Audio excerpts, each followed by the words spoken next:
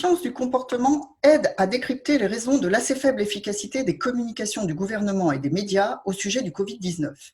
Elles ont notamment eu du mal à convaincre certains citoyens de la gravité de la situation et à obtenir qu'ils se conforment aux recommandations sanitaires, aux fameux gestes barrières notamment. Mi-mars, alors que les responsables de santé publique multipliaient les messages usant de la peur, relayés de manière anxiogène par les médias, des Français peu inquiets pique-niquaient entre amis dans les parcs. Fallait-il les effrayer plus ? Pas si simple. Où placer le curseur de l'appel à la peur est complexe. Pourtant, l'appel à la peur est connu en psychologie et en communication persuasive. En particulier, le modèle étendu des processus parallèles de Kim Witt 1992 est clair sur le fonctionnement d'un message basé sur un appel à la peur et aide à comprendre les situations surprenantes que nous venons d'évoquer. Son apport majeur est de distinguer contrôle de la peur et contrôle du danger.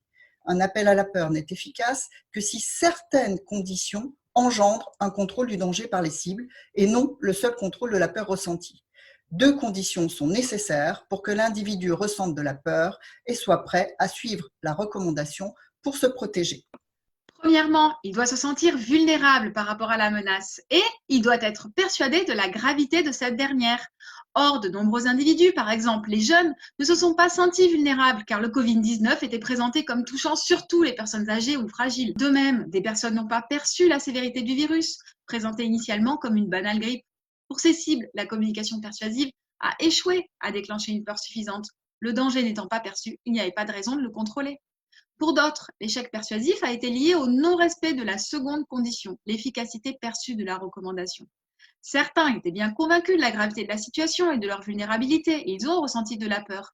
Mais ils ont été sceptiques par rapport aux préconisations. Alors que des responsables répétaient l'inutilité des masques et maintenaient les élections municipales, certains ont douté de l'utilité de la distanciation sociale ou de la suppression des poignées de main et embrassades. Les recommandations ont ainsi été perçues peu efficaces. D'autres ont pu ne pas se sentir capables, par manque d'auto-efficacité perçue, de suivre des préconisations pourtant vues comme efficaces. Par exemple, il leur a semblé trop difficile de respecter la distanciation sociale. Ne pouvant donc pas contrôler le danger perçu à l'aide de recommandations considérées efficaces et vis-à-vis duquel ils sont opérants, ils se sont contentés de contrôler la peur déclenchée par les messages, avec du déni, de l'évitement, de la contre-argumentation. La communication a été un échec. En plus, si le ton directif ou la formulation autoritaire des messages, par exemple, chacun doit appliquer tous les gestes barrières, les déplacements sont interdits, donne le sentiment de chercher à limiter la liberté individuelle, l'individu peut développer de la réactance situationnelle.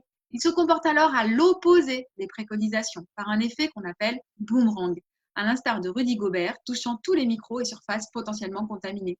En conclusion, pour une communication préventive efficace, manipuler la peur suppose d'en connaître les mécanismes.